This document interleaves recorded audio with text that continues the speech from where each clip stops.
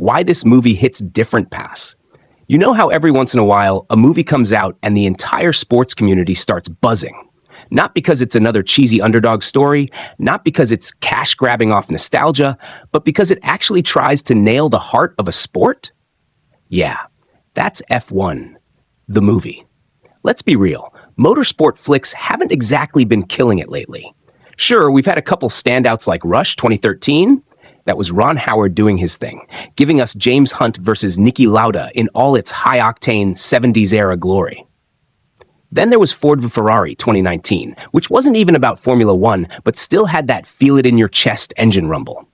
But Formula One itself, on the big screen, aside from Rush, we've had scraps.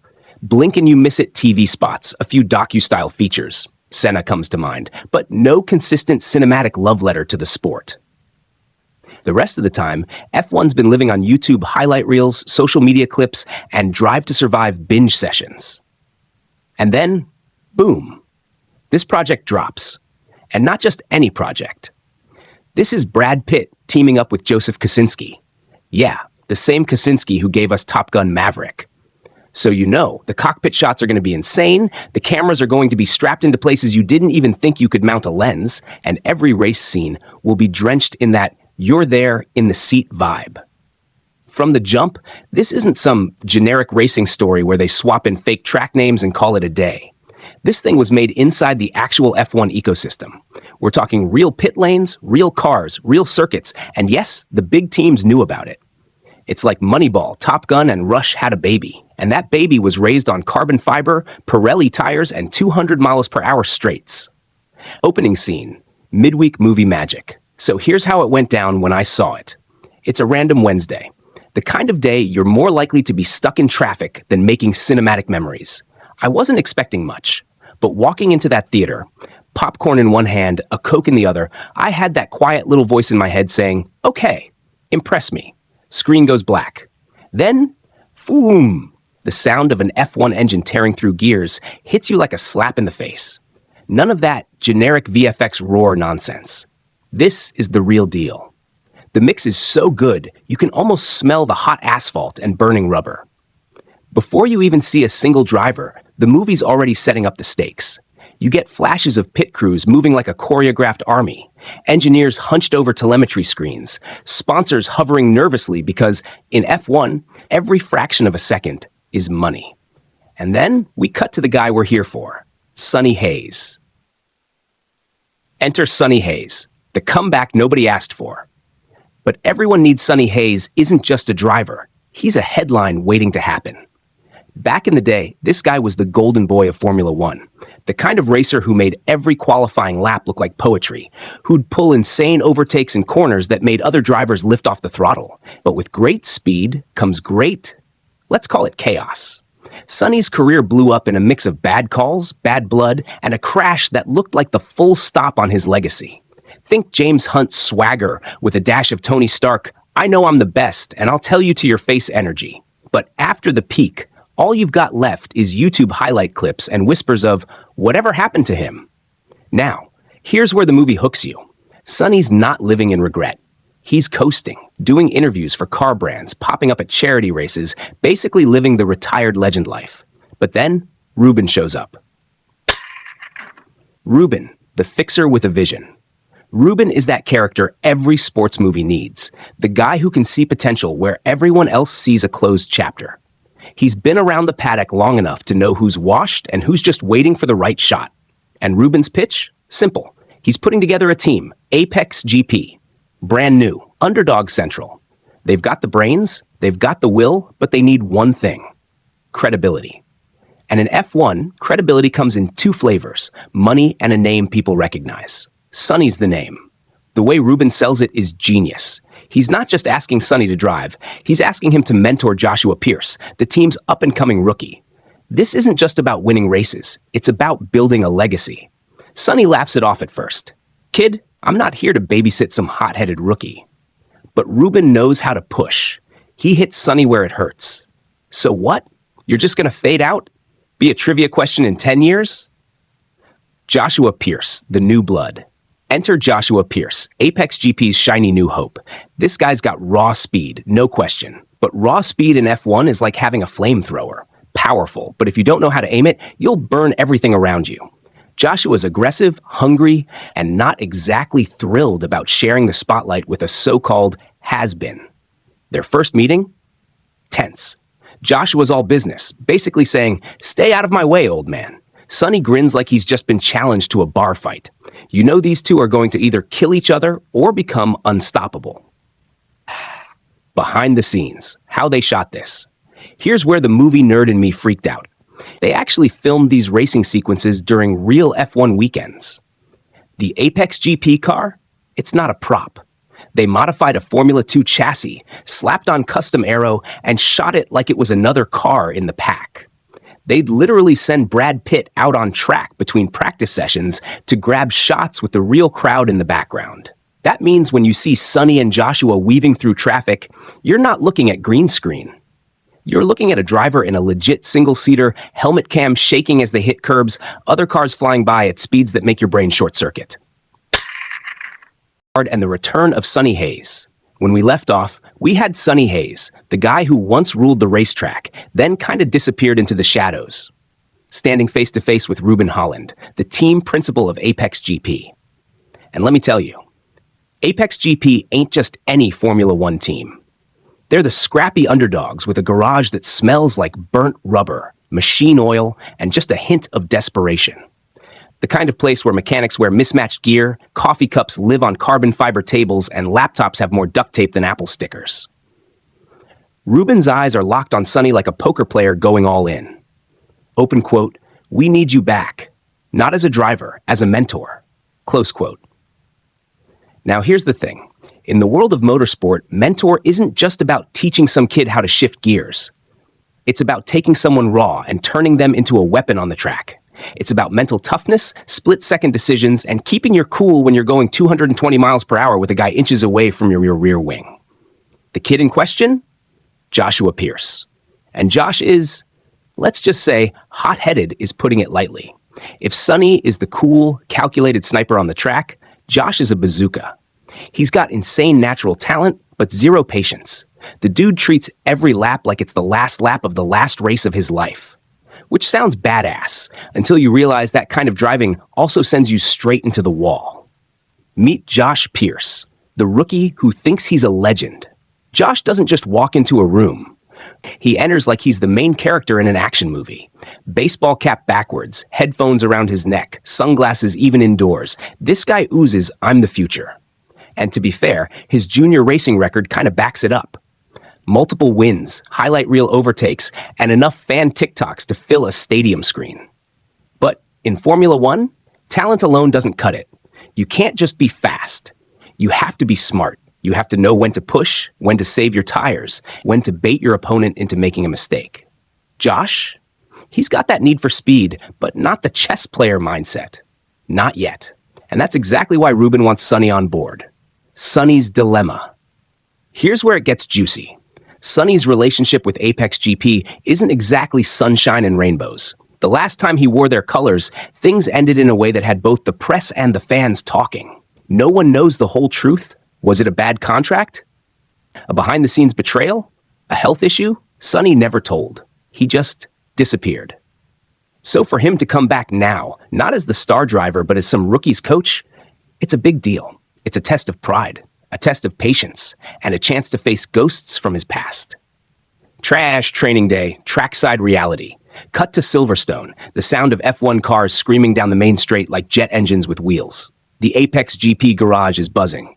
Engineers are hunched over laptops. Mechanics are tightening bolts with that quick, almost aggressive precision that comes from years of doing it under time pressure. Sonny's standing there, sunglasses on, arms crossed, watching Josh prepare for a practice run. Josh, being Josh, throws a smirk at Sonny. Open quote, "You sure you still remember how this works, old man?" Close quote. Sonny doesn't even blink. Open quote, "Kid, I was setting lap records before you learned how to tie your shoes." Close quote. Classic. The kind of exchange that makes you grin because you know they're going to clash, but also push each other in the best way possible. Josh on the track. When Josh takes off, you instantly see why everyone's hyped about him. His reflexes are insane. He dives into corners like a daredevil, hugging the apex so tight you'd swear the tires were flirting with the curbs. The problem? He's pushing too hard, too early. After just a few laps, his tires are shot, his braking lines get sloppy, and he's oversteering like crazy. Sonny notices every mistake, not to judge, but to store ammo for later.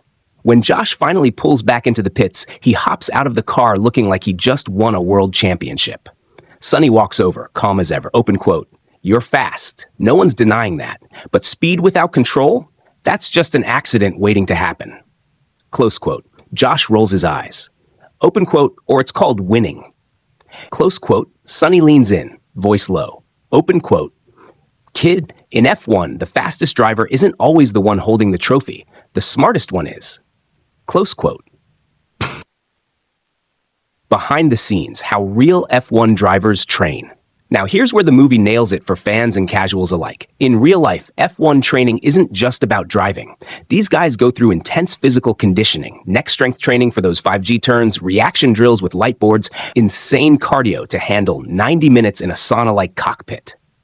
The film shows Sonny walking Josh through these tire changes under pressure, brake temperature management, race simulation games that look like esports setups but are dead serious for strategy training.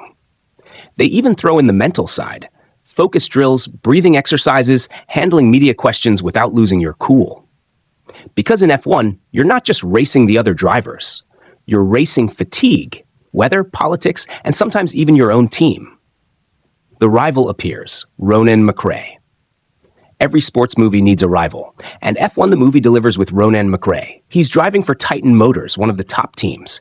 Picture a mix between Max Verstappen's confidence and James Hunt's playboy energy. Fast, fearless, and absolutely ruthless. When Ronan meets Josh in the paddock, there's no fake smiles, just a smirk and an open quote, "Try not to get lapped out there, rookie." Close quote, Josh fires back instantly. Open quote, "Don't worry, I'll wave when I pass you." Close quote. Sonny watches this little exchange, knowing full well that rivalries like this can make or break a rookie season. If Josh channels that energy right, he could rise to the occasion. If not, Ronan's gonna eat him alive. We've got the mentor-rookie dynamic heating up, the rivalry spark, and the first glimpses of the political and mental warfare that makes F1 more than just cars going in circles. Training days, tempers, and turbulence. You know that part in every sports movie where the real grind begins? The montage. Except here, instead of some upbeat Rocky-style run up the stairs, we've got Sonny Hayes sweating bullets inside a billion-dollar piece of engineering, trying to shave tenths of a second off a lap time that could decide his entire future. And that, folks, is where we are now. We open on the Apex GP facility, a state-of-the-art building that's like a mix of NASA mission control and a luxury auto showroom. The floor is spotless enough to eat off, though if you dropped a crumb here, an engineer might faint. The air smells like tire rubber, high-octane fuel, and just a dash of ego. This is where Sunil Sonny Hayes is about to truly understand that being invited into F1 and actually surviving in it are two entirely different beasts. The simulator from hell. First stop, the sim room. Now, you might think simulator means a nice little PlayStation setup with a gaming chair and a steering wheel. Nah. This thing looks like the cockpit of an alien spacecraft strapped to a hydraulic rig that could probably launch a SpaceX mission. Massive curved screens wrap around him, feeding Ultra HD renderings of the Monaco streets, Silverstone straights, and Suzuka's S-curves into his brain. Sonny straps in, and Ruben, his engineer/babysitter, starts explaining telemetry data. You can see Sonny trying to follow along, nodding like, "Yeah, I totally get it," but the dude's eyes are screaming. "Bro, what language is this?" Open quote, Ruben. "You're braking too early into turn 1, carrying too much mid-corner speed into turn 3, and losing a tenth through every high-speed chicane. We need to optimize entry, apex, and exit speed." So, drive faster? Sighs an engineer. Close quote. The first few laps? Ugly. Sonny overcorrects in virtual corners, spins out in the hairpins, and clips imaginary barriers like he's playing bumper cars. But Ruben is patient, in that quiet, judging you hard way. Meanwhile, The media circus arrives outside of the sim room. The media is already buzzing about Sonny's surprise entry into the sport. F1 journos are split into three camps. One, the romantics, hyped that an underdog story might shake up the grid. Two, the realists, pointing out that Sonny hasn't driven a real F1 car in years. Three, the hyenas, ready to pounce the second he screws up. Cameras follow him everywhere, from the coffee machine to the locker room. Even his warm-up jogs are on Instagram stories with hashtags like Comeback King and Midlife Pit Stop. Meeting the rival. Jules Carrer. Enter Jules Carrer, Apex GP's other driver. If charisma had a nemesis, it would look like Jules. Sharp jawline, even sharper tongue, and an aura that screams, "I've been fast since birth." He's young, arrogant, and French, which means his insults somehow sound classy, even when he's basically calling you slow. Their first meeting? Not exactly a warm welcome. Sonny extends a hand. Jules stares at it for 2 beats too long, then shakes it with the kind of smile you give someone who just took your parking spot. Open quote, Jules, "I hope you're ready. This is not, how you say, charity race." Sonny, "Cool, because I didn't come here to knit sweaters." Close quote. The tension is instant, electric. It's the rookie versus veteran energy, except here the rookie is the veteran who's been out of the game long enough for the actual rookie to have grown up watching him on TV. First day on track, and a harsh reality check. Cut to the test circuit. The weather is perfect. Bright sun, low wind, track temp just warm enough for optimal tire grip. Sonny's standing in the pit lane, staring at the Apex GP F1 car like it's an alien creature. Up close, the thing's even more intimidating. Razor-sharp edges, intricate wing designs, and a cockpit that feels like being swallowed by carbon fiber. The crew helps him into the seat. Once you're in, you realize just how claustrophobic it is. Your knees are practically under your chin, your helmet's wedged between padding, and the steering wheel looks like the control panel of a fighter jet. Engine fires up. It's not a sound, it's an earthquake wrapped in thunder, punching you right in the chest. Sonny revs, and for a moment, the old muscle memory kicks in. This is what he's been missing. First lap? Smooth, controlled, he's cautious. Second lap, he pushes harder, tires screeching through turns. Third lap, he overcooks it into a corner, locks up, and sends the car into the runoff area. The garage talk back in the garage, Jules is watching on the monitor, smirking. Open quote, Jules. Maybe next time he tries not to park in the gravel. Maybe next time you try not to talk so much with your face. Close quote. The team's not laughing. F1 is expensive, and every spin means burning through parts and budget. Ruben pulls Sonny aside. Open quote. Listen, man, this isn't about just driving. You're managing tire temps, brake wear, fuel maps, ERS deployment. It's chess at 200 miles per hour. Cool. I'll just Google how to play chess at 200 miles per hour then. Close quote. Even in defeat, Sonny's got the banter game strong. Montage of improvement. Here comes the grind. Early mornings, late nights, analyzing hours of telemetry, learning every track corner's name like it's a person. Strength training because F1 G-forces will snap your neck if you're not ready. Practicing pit stops until the crew can swap 4 tires in under 2 seconds. We also see him bonding, grudgingly, with some of the team members. A quiet moment with a head mechanic who admits he used to watch Sonny race. A laugh with the data analyst who nicknames him Grandpa Speed. The calm before the storm. Just as Sonny's starting to find his groove, the first official race weekend looms. The cameras are back, the crowd's roaring, and somewhere in the distance, Jules Carrer is warming up. Ready to prove that Sonny Hayes doesn't belong here. The stage is set. Next stop, race day. The paddock before the next race has a completely different vibe. Gone are the curious stares Sonny got as the washed-up old-timer making a comeback. Now there's tension. Respect from some corners, annoyance from others. Because Sonny didn't just show up, he delivered. That unexpected points finish in his first race back? Yeah, that rattled some cages, especially that of Max Kane. Max is Apex GP's golden boy. Slick hair, sharper jawline, and an ego big enough to require its own pit crew. He's got raw talent, no doubt. The kind of reflexes that make engineers salivate. But he also grew up in the social media generation of F1. Every interview is a brand opportunity. Every post-race presser a chance to go viral. And sharing the spotlight? Not his strong suit.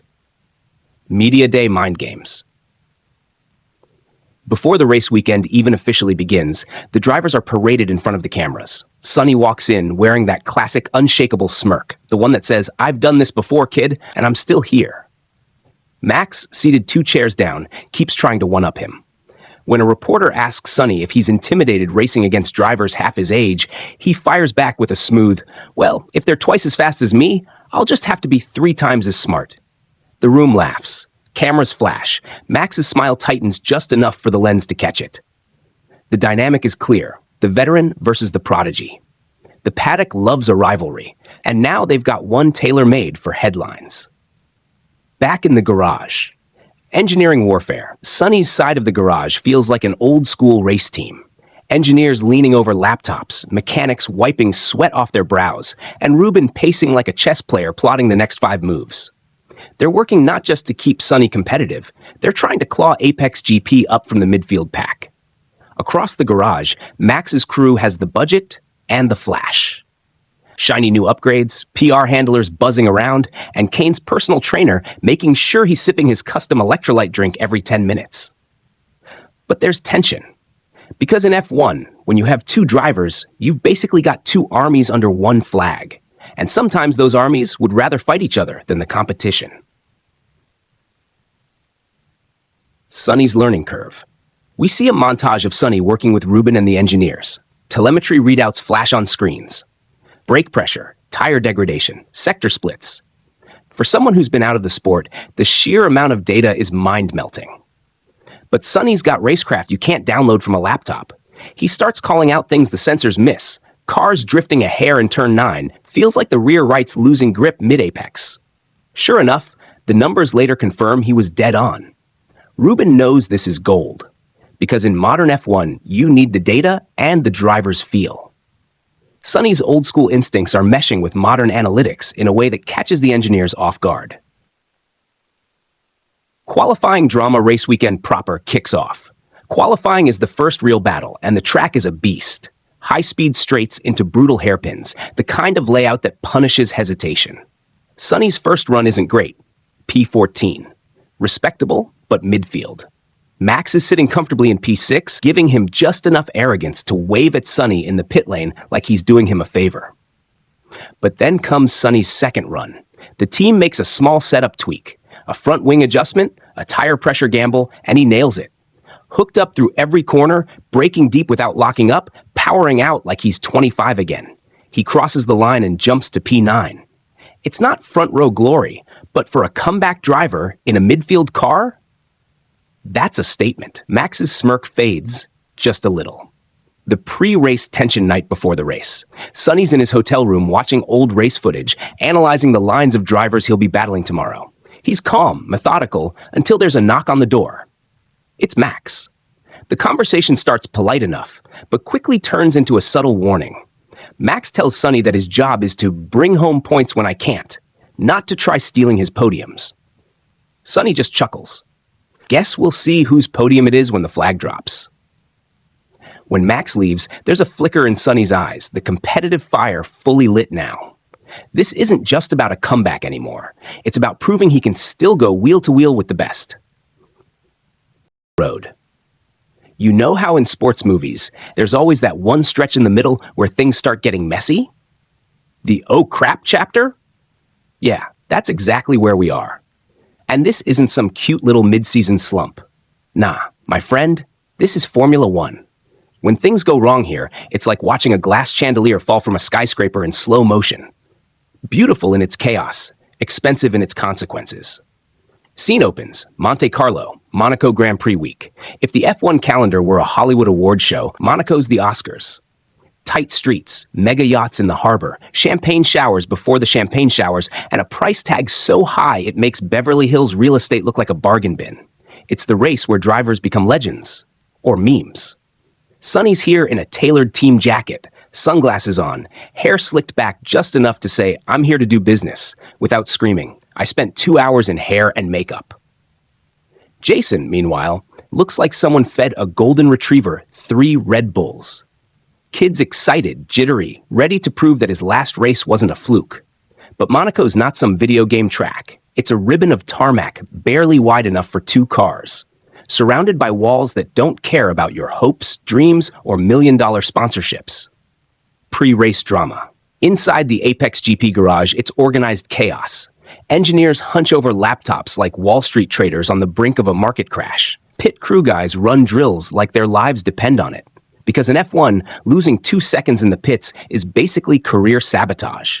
Sonny's pacing, and you can tell he's running mental laps in his head. It's not just the race he's thinking about. It's the fact that every camera, every headline, every old-school F1 purist is still whispering that he's too old, too showbiz, just a washed-up poster boy. He's heard it all before, but it's different when you're back in the Shark Tank. Jason swings by, helmet under his arm. You nervous? Grinning. Kid, if you ain't nervous before Monaco, you're not human. But nervous means you care. Just don't let it drive the car for you. Jason nods, but you can see the gears turning in his head. Kid's got raw speed, but raw speed in Monaco can turn into raw carbon fiber real quick. Lights out, chaos. And the race kicks off, and bam! 19,000 RPMs scream through the streets. The sound bounces off the stone buildings like a rock concert in a cathedral. Jason gets a clean start, Sonny slots in right behind him, and Apex GP looks like they're in business. But then, the curse of Monaco shows up early. Lap 8. Jason's pushing just a hair too hard into the famous Fairmont hairpin, the slowest corner in F1. His rear tires kiss the barrier. It's not a full-on crash, but the rear wings bent just enough to ruin his aerodynamics. Over team radio, the engineer's voice is somewhere between calm teacher and parent about to ground you for a month. Engineer, box, we're bringing you in. Don't argue. Jason bites his tongue, pulls into the pits, and watches 3 precious positions vanish into thin air. Sonny's silent battle. Meanwhile, Sonny's doing the veteran thing, not the flashiest laps, but clean, consistent, fat, and aggressive when it counts. He's dancing the car through corners like he's been rehearsing this waltz for years. But here's the kicker. Every time he gains a spot, Apex's telemetry shows a problem brewing with his brakes. They're running hot, and on a track like Monaco, that's like carrying a grenade with the pin half pulled. Over radio. Sonny, brake temps climbing. You need to manage them. Sonny, copy. I'll cool them off. But if the guy in front blinks, I'm still going for it. Classic Sonny. Calculated recklessness. The Monaco twist lap 42. Mid-race, tensions building like a Netflix cliffhanger. Suddenly, the safety car's deployed. Some poor midfield driver clipped the wall at swimming pool, and debris is scattered like confetti. The entire pack bunches up, and pit strategy goes from chess to high-speed poker. Apex calls Jason in again for fresh tires. A gamble, but it could work if the race restarts clean. Sonny stays out, betting on track position. It's a split strategy move that could either make the team look like geniuses or complete idiots. Restart frenzy, green flag waves, and Sonny nails the restart, snatching a position from a rival team's hotshot. Jason, on fresher tires, is carving through the field like a hot knife through butter. For a moment, it looks like Apex might pull off the double points finish they've been dreaming of. Then, disaster. Lap 63. With less than 15 to go, Jason makes an overtake attempt at Rascasse, a place where passing is basically like threading a needle while riding a roller coaster. His front wing taps the other car's rear tire. The rival spins out. Jason keeps going, but the stewards slap him with a 5-second penalty.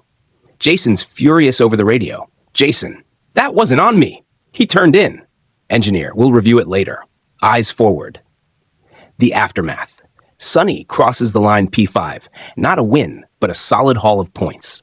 Jason finishes P9 after the penalty drops him down. The podium ceremony's in the distance, champagne corks flying for someone else. In the garage, the mood's complicated. Ruben's trying to be the optimistic team boss, but you can tell he's chewing on the what-ifs. Jason's sulking, replaying the incident in his head. Sonny gives him a pat on the shoulder. Sonny, kid, Monaco bites everyone eventually. Learn from it. Next time, make her bite someone else. Bigger storm ahead. The episode, if this were a streaming series, would fade out on a shadowy rival team principal watching the Apex garage from across the paddock. He's smirking like he knows something they don't. And maybe he does. Because behind the glitz, the backroom politics of F1 are about to turn Apex GP's season into a full-blown war. And that is where we roll credits on When the Rubber Meets the Road. The camera opens on a sweeping aerial shot. You know, the kind where the drone just dives down from the clouds, cutting through the shimmering heat waves rising off the asphalt. We're at a brand new track this time, one of those high-stakes circuits that's got enough tight corners to make even the veterans sweat bullets. The sun is blazing, the grandstands are packed, and the crowd noise is like a living, breathing thing, chanting, waving flags, shaking beer cans like maracas. Sonny Hayes steps out of the Apex GP garage, and it's like the air changes. He's got that easy walk, shoulders loose, head high, visor hanging from one hand. But behind those shades, you know the guy's running mental laps already. Ruben's right there with him, flipping through strategy notes like they're holy scripture. And here's the thing. Part 6 is all about pressure. The team's not just racing for points anymore. There's sponsor money on the line, media heat, and a personal score. Sonny's been itching to settle since Part 3. It's not just a race. It's a grudge match wrapped in carbon fiber and jet fuel. The pre-race tension cut to the Apex GP briefing room. The place is buzzing, screens lit up with telemetry data, pit crew murmuring over tire wear reports, the smell of burnt coffee and fresh rubber hanging in the air.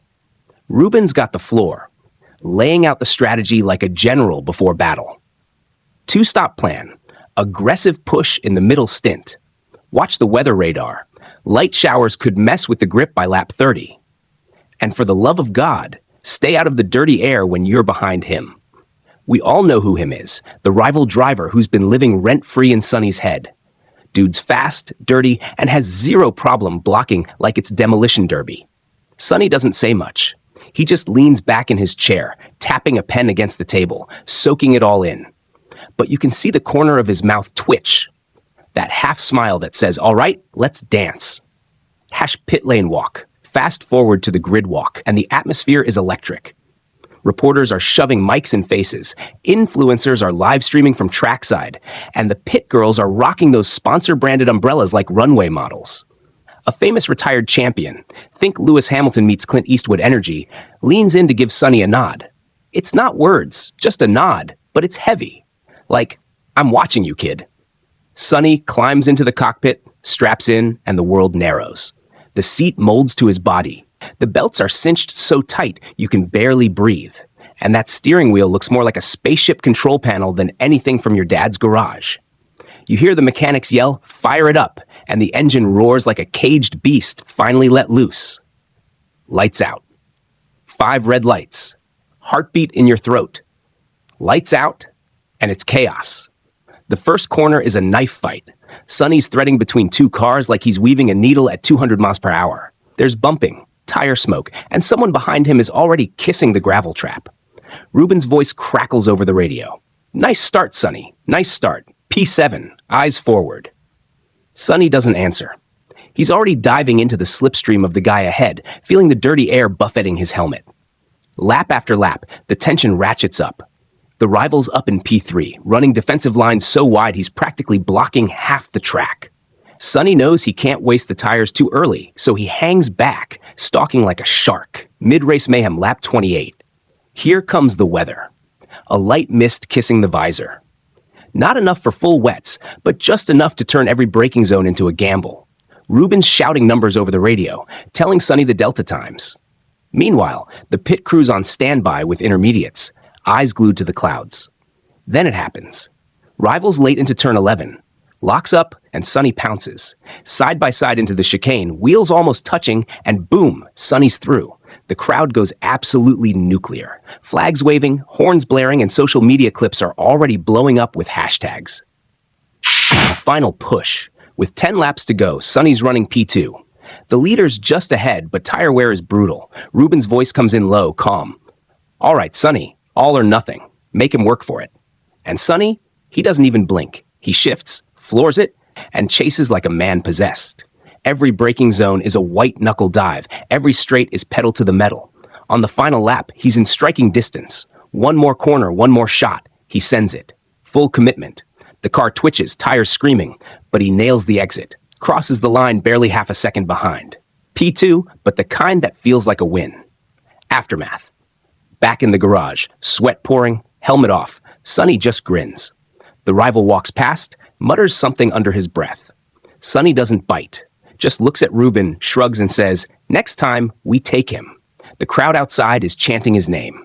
Cameras flash. The media's already spinning it as the start of a legendary rivalry. And deep down, Sonny knows this was just the warm-up. The turning point of the season. All right, so picture this. We're now midway through the F1 season, and Apex GP's miracle rise has the media buzzing like they just saw Bigfoot drive a NASCAR. The team went from being the participation award crew to a legit podium threat. And it's all thanks to Sonny Hayes' fearless style and newbie rookie Josh's surprising consistency. But here's the kicker. With success comes pressure, and pressure in F1 is like heat in a pressure cooker. It either makes a Michelin star meal or blows the kitchen apart. The mid-season media circus. The movie kicks off this section with a montage of media hits, sports talk shows, flashy magazine covers, TikTok fan edits. Sonny's grinning in every shot like he's on vacation, and Josh, he's the awkward dude in the background, waving but still unsure if he's in the right place. American audiences will totally relate here. It's like when a college football team goes undefeated for half the season and suddenly ESPN camps outside their locker room. The film nails the reality. Reporters asking loaded questions to stir drama between teammates. Social media comparing Josh to rookie legends like Lewis Hamilton in 2007. Old racing commentators warning that too much too soon can break a driver mentally. Sonny brushes it off with that Hollywood charming smile. Josh, though? You can see the gears turning. He's starting to feel the weight of expectations. Thor, the rivalry gets real. Enter the Lions team. We've seen them as the big bads all season, but now the gloves come off. Their star driver, Casper Fontaine, starts throwing shade in post-race interviews. Stuff like, open quote, "Apex GP? Cute story." But they're not ready for the big leagues. Close quote, "Ouch. That's F1 trash talk. Subtle, but it cuts deep." Sonny laughs it off, saying, open quote, "Hey, we'll send you a postcard from the podium." Close quote. But behind closed doors, you can tell Ruben, team boss, isn't loving this verbal war. F1 is a mental game as much as a speed game, and letting your rival get in your head can mess up an entire race weekend. The technical hurdle. This is where the movie flexes its insider F1 knowledge. Apex GP starts noticing their car's performance drops after lap 30 in every race. They're strong out of the gate, but lose speed as tire wear sets in. That's like a boxer who can throw knockout punches in round 1, but starts wheezing by round 5. Ruben brings in the engineers for a late-night garage scene. The lighting's all moody, neon reflections bouncing off carbon fiber, and you can hear the clink of tools and the hiss of pneumatic guns. One engineer says, open quote, "We need a new rear wing design to balance the downforce, but..." And Ruben finishes his sentence, "We don't have the budget for it." Close quote. This is classic underdog movie tension. You have the skill, but not the resources. Sonny suggests calling in an old favor from a buddy at another team. Josh suggests maybe changing their driving style to save the tires. Two completely different mindsets. One's a rule bender, one's a problem solver. Shat the European leg. We roll into a triple header of races. Spain, Monaco, and Austria. Spain. The Apex car suffers in the heat, but Josh manages to squeeze into P4 by babying the tires. Sonny, he pushes too hard and finishes P7. Monaco. Oh, this is pure cinema. Narrow streets, super yachts, champagne spraying on balconies. Sonny puts the car in pole position for the first time, and the movie treats it like winning the Super Bowl. The sound mix here is insane, engines echoing off the walls, crowd cheers blending with onboard radio chatter. Austria. Disaster. Mid-race, Josh's car loses hydraulic pressure. Sonny has to pit twice for tire issues. They limp home with 0 points. This sequence is genius because it shows the highs and lows of F1 in quick succession. One weekend you're a hero, next weekend you're packing up early. The Monaco celebration scene. Okay, I gotta talk about this because it's pure American movie magic. After Monaco, there's a rooftop party scene. It's Sonny, Josh, Ruben, and some of the mechanics. Neon lights reflecting off the Mediterranean, music pumping, everyone's dressed to kill. Sonny's telling war stories from his racing past, complete with big hand gestures and sound effects. Josh? He's quiet, watching the yachts bob in the water. Ruben pulls him aside and says, open quote, "Kid, you're not just driving anymore. You're representing this team. You ready for that? Close quote. Josh nods, but you can see it. He's not fully ready. That's our setup for the next act. The emotional gut punch. The part ends with a personal blow. Sonny gets a phone call from an old teammate, someone they both used to race with, who's been in a massive crash in another series. No fatalities, but it's serious enough to shake him. It's a reminder that this sport isn't just glamorous, it's dangerous. Life can flip in a second, and you can see it in Sonny's eyes. The swagger's still there, but now there's a shadow behind it. The screen fades to black on that note, letting the weight of it sink in before the next part hits. Star Wars, and a rookie on the edge. So here's where things get real spicy. By now, Joshua Pierce isn't just the rookie with quick hands and no fear. He's the rookie that every racing pundit is talking about. But that spotlight? It's not a warm, sunny glow. It's more like a magnifying glass burning down on you while the whole world watches. The media is eating him alive. Headlines swing from Pierce the Prodigy to Purse the Problem in the same week. Every rookie mistake is getting magnified. Replayed in slow-mo, with commentators acting like the kid just crashed a 747. The other drivers are starting to see him less like a fresh-faced underdog and more like a threat that needs to be put back in his place. Meanwhile, Sonny's seeing all this happen, and he knows exactly where it leads. Because he's been there. He's felt the pressure cooker crank up, the sponsors breathing down your neck, the gossip columns writing your career's obituary before you even hit your prime. That's why Sonny starts acting less like a rival and more like a big brother. Even if Joshua doesn't realize it yet. Behind closed garage doors, in the Apex GP paddock, the mood's tense. Not just because of Joshua's rough patch, but because the team's budget situation is starting to look like a bad stock market chart. The engineers are working miracles on scraps, the mechanics are putting in double shifts, and Ruben's doing his best, everything's fine face. But Sonny can smell trouble. And here's the thing about F1. You can't hide tension. Every twitch, every whispered conversation, every late-night meeting, it leaks into the atmosphere like exhaust fumes. Other teams start sensing blood in the water. Rival team principals drop shady little comments in interviews. The big sharks, the Mercedes, the Red Bulls of this world, they don't just want to beat you on track, they want to choke you out financially until you're gone for good. The rookie mistake that nearly broke him. Cut to Monza, the temple of speed. High-speed straights, brutal braking zones, fans waving Ferrari flags like they're defending a medieval castle. Joshua's pushing hard, maybe too hard. In lap 24, chasing a points finish, he goes wide at Parabolica. Gravel, dust, lost time. Over team radio, there's silence for a beat, which in F1 terms is like an entire jury holding its breath before delivering a verdict. Sonny doesn't even scold him. Instead, post-race, he throws an arm around him in the cool-down room and mutters, "Kid, mistakes are part of the game. It's what you do after that counts." And just like that, you see the tiniest shift, Joshua realizing that Sonny isn't just there to win his own races. He's there to make sure Joshua survives the season. PR, battlefield. Now here's the part people underestimate. In modern motorsport, the real war isn't just on the asphalt. It's in press conferences, in Instagram captions, in every 30-second clip that gets posted on TikTok and dissected by armchair experts. Joshua's getting baited in interviews. Are you the reason Apex GP is struggling financially? Do you think Sonny Hayes is still faster than you? All designed to get him to slip, say something headline-worthy. Sonny? He's a master at deflecting, turning a shady question into a joke that earns laughs instead of clicks. Joshua's learning, but it's like learning to dance while dodging sniper fire. Sonny's private sacrifice. Here's something the fans don't know. Sonny's quietly pushing for some of his own sponsors to funnel extra cash into the team. That's not something most drivers do. They usually protect their own deals like gold bars. But Sonny's thinking long game. A stronger Apex GP means more chances for both him and Joshua to fight up front. Of course, Ruben's not exactly thrilled about the strings attached to that kind of money. Sponsors want influence. Influence changes how a team's run. And in F1, a bad power shift can tank a team faster than a blown engine. Setting the stage for the next storm. By the end of this stretch of the season, the scoreboard's not perfect, but it's improving.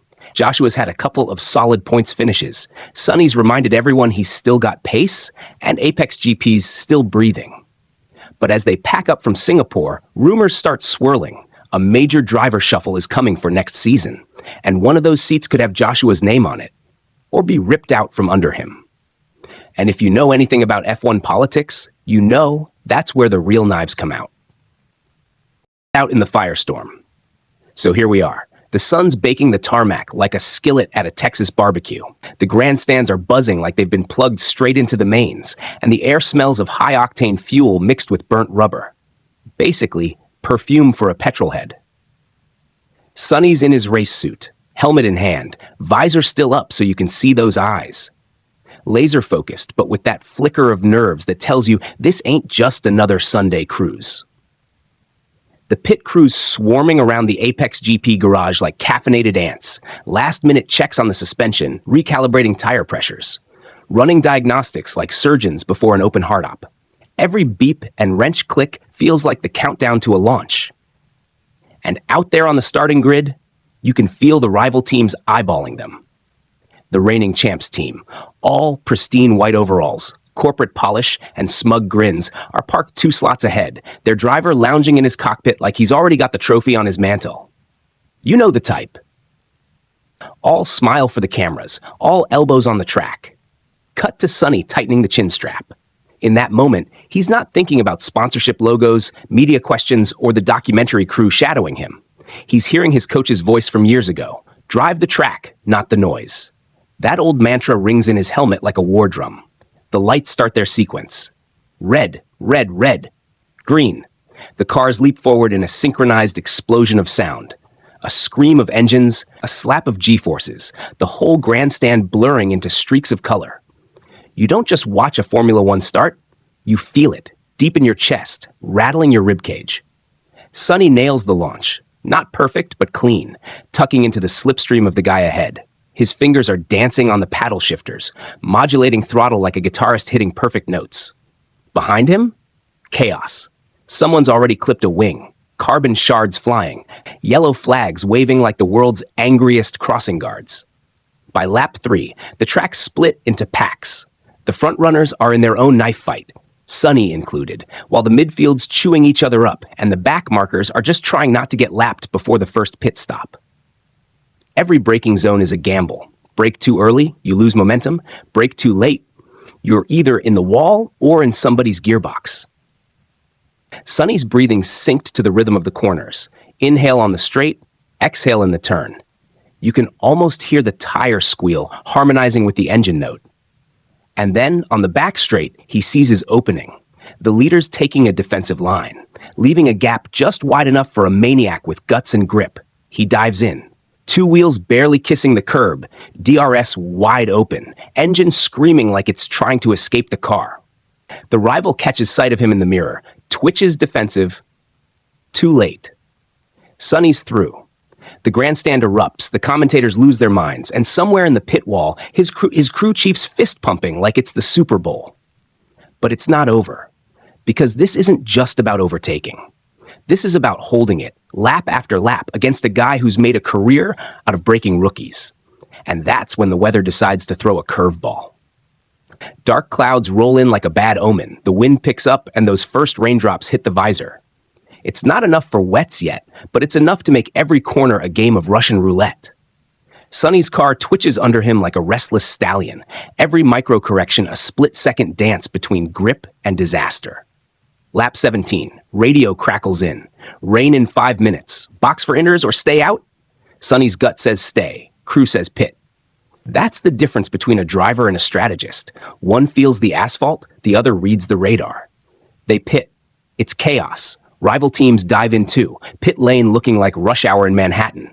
One guy gets stacked behind his teammate. Another's crew fumbles a tire gun. Apex GP? Smooth. 12-second stop, fuel top up, fresh intermediates, back out with barely a breath lost. And just when it looks like the strategy's gold, disaster. Safety car. Some poor soul's gone nose first into the barriers, and all that advantage evaporates as the field bunches back up. Sonny's lead is now just a car length, and he's staring at the reigning champ in his mirrors like the guy's a shark sniffing blood. Restart. Sonny nails it again, but now it's wheel to wheel, inches apart at 180 miles per hour, trading paint like it's a demolition derby and fast forward. Every overtake attempt feels like it might end in fireworks. And in those final laps, it comes down to pure nerve. Tires are shot, fuel's tight, visibility's trash from the spray. But Sonny's not blinking.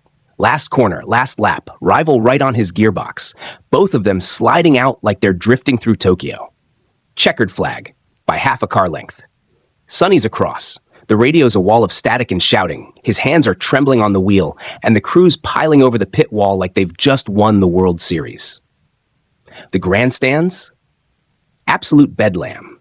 And that's where we freeze it. Sonny, helmet off, eyes wide, heart pounding, the underdog who just went toe-to-toe with the best and came out ahead.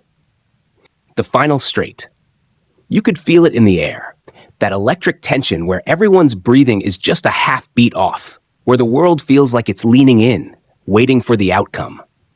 The whole paddock was frozen, eyes glued to the big screen monitors showing onboard footage of Sonny's helmet bobbing, the world blurring by at speeds your brain can't truly process unless you've lived it. And in that moment, every single person in the Apex GP pit wall knew. This was it. This wasn't just another lap. This was the lap. Up in the commentary box, the announcers were losing their minds, voices cracking as they yelled into the mics, their cadence swinging between analytical breakdowns and pure unfiltered hype. Open quote. Sonny Kapoor, in his rookie season, trying to bring it home against one of the most dominant veterans the sport has ever seen. This is insane, folks. Close quote. Back in the garage, mechanics who normally never show emotion during races had their hands clasped together like they were in church. One guy was literally pacing so hard that one of the engineers had to step over his legs to reach the data screens. They weren't just watching telemetry anymore. They were watching history being written. Sonny's radio crackled. Open quote. Engineer, okay, Sonny, this is the one. Eyes forward. You've got clear track. Burn the battery. Close quote. Tot, clear track. Burn the battery. Those 4 words were basically the racing equivalent of someone telling a sprinter, drop the hammer. Sonny tightened his grip on the wheel, fingers flexing once, twice. His breathing slowed, just a little, and then the Apex GP car shot forward like it had been hit with a bolt of lightning. You could hear the crowd gasp as the hybrid power deployment kicked in, the high-pitched whine of the electric motor blending with the scream of the V6. Cameras followed every twitch of the steering wheel, every tiny correction, every microsecond where it felt like the tires might give up but somehow didn't. And up ahead, only 1.2 seconds, was Leon Van Dorn. The guy had been a ghost all season. Cold, untouchable. But now, Sonny was reeling him in. Corner after corner, that gap ticked down, 1.0, 0.8, 0.6. The commentary was hitting fever pitch. Open quote, he's on him. Sonny Kapoor is on him. If he makes this stick, it's going to be the move of the season. Close quote. Meanwhile, the cameras cut to Sonny's father in the grandstands, standing, arms folded, eyes locked on the track.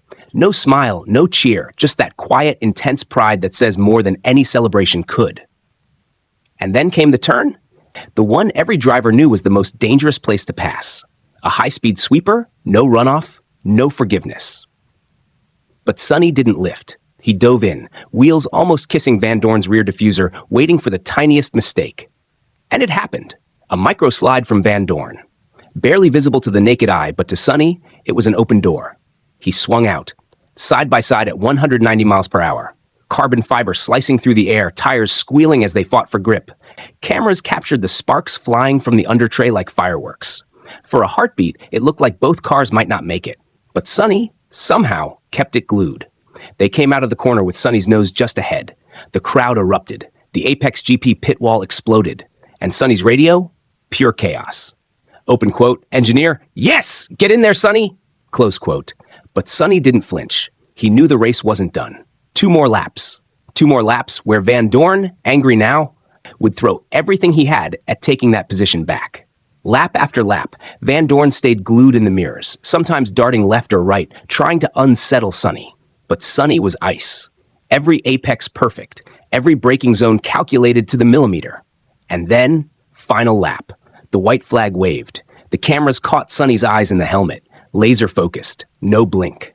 Van Dorn tried one last desperate move into the final corner, but Sonny shut the door like a pro who'd been doing this for decades. They blasted out onto the straight, the checkered flag waving in the distance, the roar of the crowd like a tidal wave.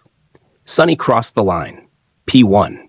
The garage went nuclear. Mechanics were jumping, hugging, screaming. Alex, his teammate, was literally pounding on the pit wall.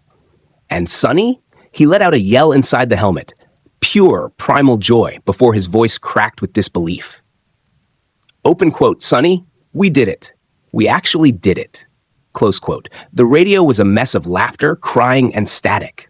The Apex GP principal's voice broke as he told Sonny, open quote, you're a champion now, kid. Welcome to history. Close quote. The cool-down lap felt like a dream. Fans waving flags, strangers chanting his name, the camera lingering on his visor as he tapped the Apex GP logo on the steering wheel. And when he finally rolled into Parc Fermé, the marshals guiding him to the winner's spot, Sonny climbed out slowly, taking in the moment before raising both arms high, drinking in the deafening roar.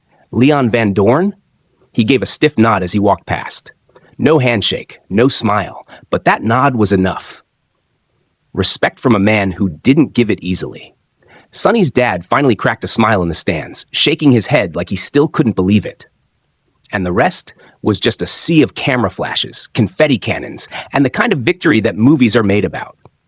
If you want, I can push part 11 to cover the full aftermath. Podium ceremony, press room drama, sponsor frenzy, and that emotional private moment between Sonny. So here we are. We're not just deep into the movie now, we're in the red zone. Every second is turbocharged, and every character we've followed has hit that point where the gloves come off and the stakes get crystal clear. And when I say crystal clear, I mean like that moment you're driving at night, it's raining, and then suddenly the wipers finally clear the windshield. Bam! You see the road, and you realize just how close you were to drifting into the guardrail. That's the energy here. The track is hot, the air feels electric, and the whole vibe is like one of those big Friday night sports events where even people who don't usually watch the sport are suddenly experts. Sonny's not just driving anymore. He's living every inch of the asphalt, feeling each vibration through the steering wheel like it's some kind of Morse code message from the car itself. The Apex GP pit crew? They're in that zone where time doesn't feel real. Everything is either a split second or an eternity. And the crowd? Oh, they're feeding off this drama like it's free beer at a summer concert. Every overtake, every tire squeal, every millisecond on the lap timer is pulling them deeper in. Now the rival team, yeah, those guys are not here to play nice. Their lead driver, let's call him the Iceman, because honestly, this guy's face could be carved out of stone, is pulling moves so aggressive they're borderline illegal. And you know how in some sports there's a line between brilliant and dirty? Yeah, this dude is dancing on it like he's auditioning for Dancing with the Stars, Sabotage Edition. Sonny's pit radio crackles in, hold your line.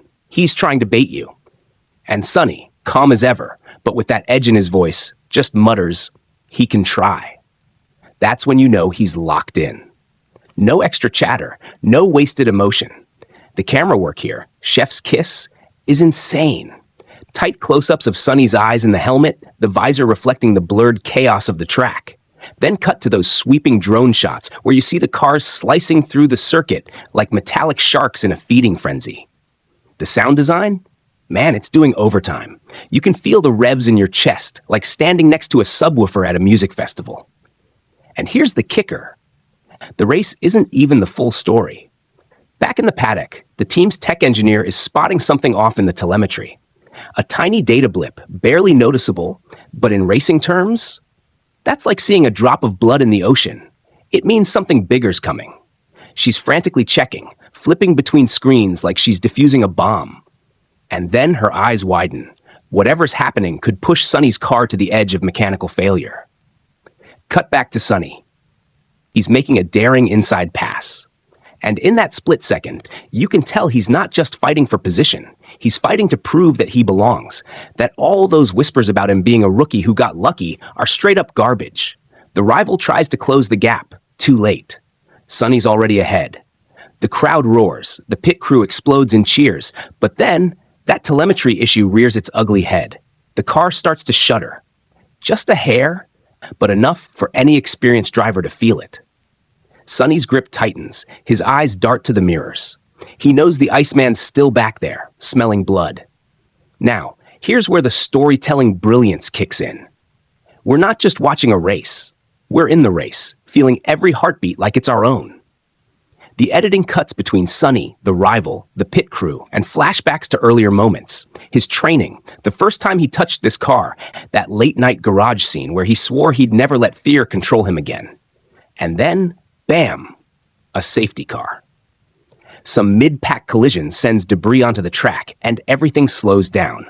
It's like the universe giving Sonny a moment to breathe, or maybe to stew in the tension even more. During the slow lap, pit radio chatter goes into overdrive. They've got one shot to fix that glitch without pulling him in for a full stop, which would be game over. The engineer's voice is shaking, not from fear, but from the sheer adrenaline of knowing she's about to try something they've never attempted mid-race. Sonny's all in. Do it. And in that moment, you know this guy isn't just a driver.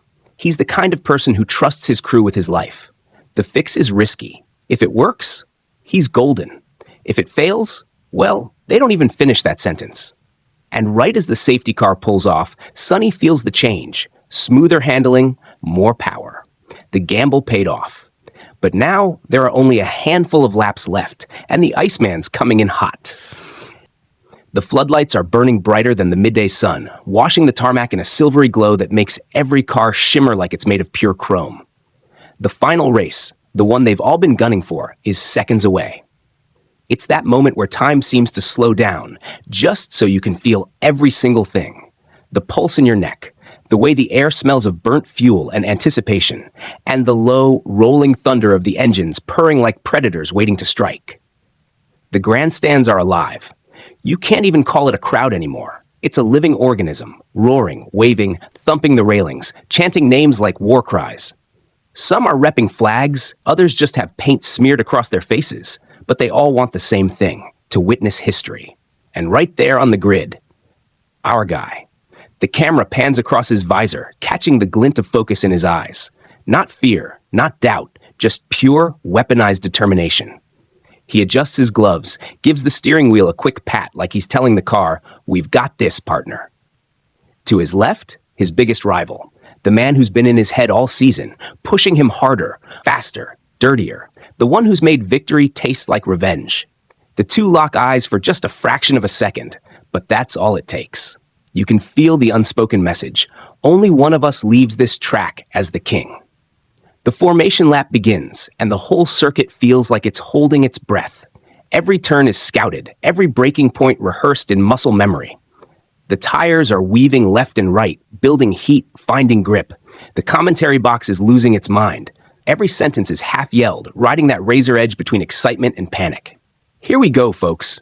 This is what the season's all been building toward. No more strategy, no more holding back. It's flat out pedal to the metal until the flag drops.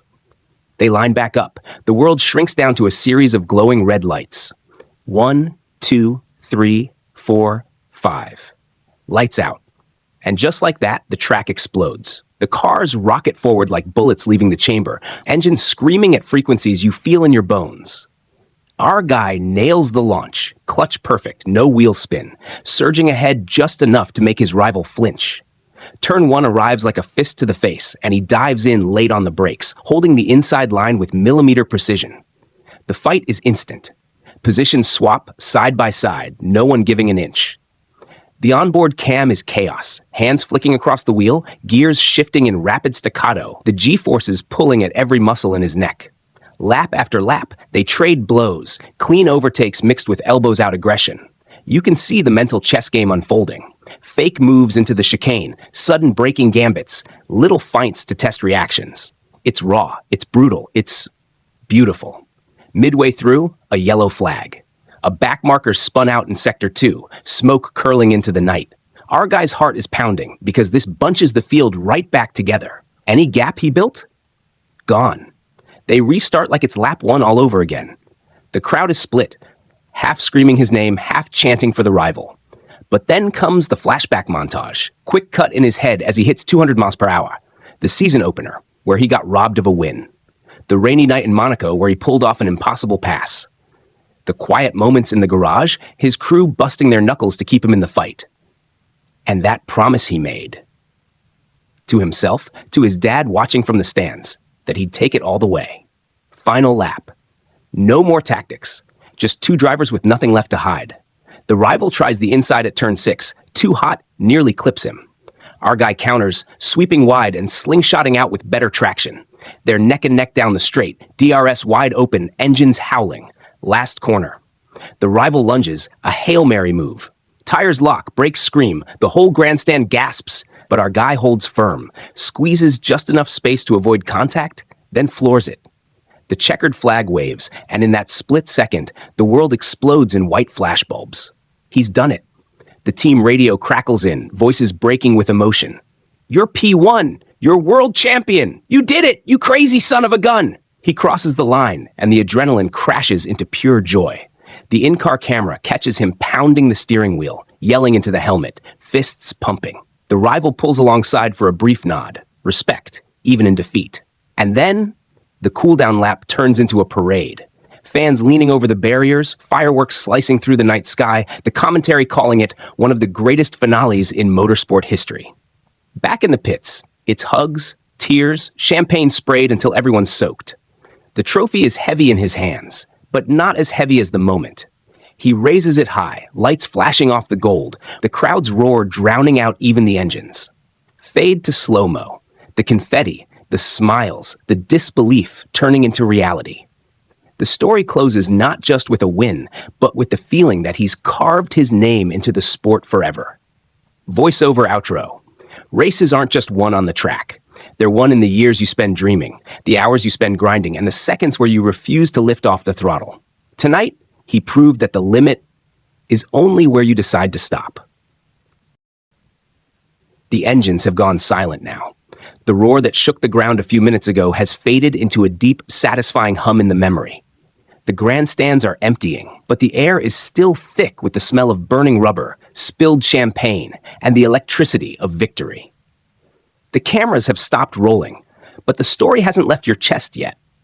It's still beating there, synced with the rhythm of the final lap you just lived through. You saw it, the split-second decisions, the blind corners taken at full throttle, the rivalries that turned into respect in the space of one checkered flag. This wasn't just a race. It was a war fought in fractions of a second, a high-speed chess game where the pieces moved at 200 miles an hour. And when that flag dropped, when the driver threw his hands in the air, helmet still on, you felt it too. The release, the flood of adrenaline turning into something warmer. Pride, relief, the quiet joy of knowing the risk was worth it. The pit crew, those unsung heroes, are still in the background, hugging, high-fiving, some with tears in their eyes. Every one of them knows they were part of something impossible. The driver steps out of the car, every muscle screaming from the strain. And yet there's a smile, not just for himself, but for the team, for the people watching, for you. Because for those 2 hours, you weren't just an audience. You were part of the race. You felt every turn, every gear shift, every ounce of pressure in the tires. And now, as the lights dim on this story, I want you to carry that feeling forward, that connection, that rush, because that's what we bring here, every time. The kind of stories that don't just entertain you, but strap you into the driver's seat and make you feel it. That's the heartbeat of Movie Shorts Hub. Every recap we bring you, whether it's a nail-biting race, a mind-bending twist, or a heart-wrenching drama, is built to put you right in the middle of the action. No shortcuts, no holding back, just pure, immersive storytelling. So if you've been riding shotgun with us through this entire journey, if you felt that last lap in your bones, now's the time to keep the engine running. Hit that like button so we know you're in the crew. Subscribe so you never miss the next race, the next battle, the next moment that'll leave you breathless. And share this video with someone who needs that same jolt of adrenaline, that same goosebump-inducing ride. This is just one finish line. The next story, it's already revving up, and you're not going to want to miss it. So buckle up, because with Movie Shorts Hub, the race never really ends.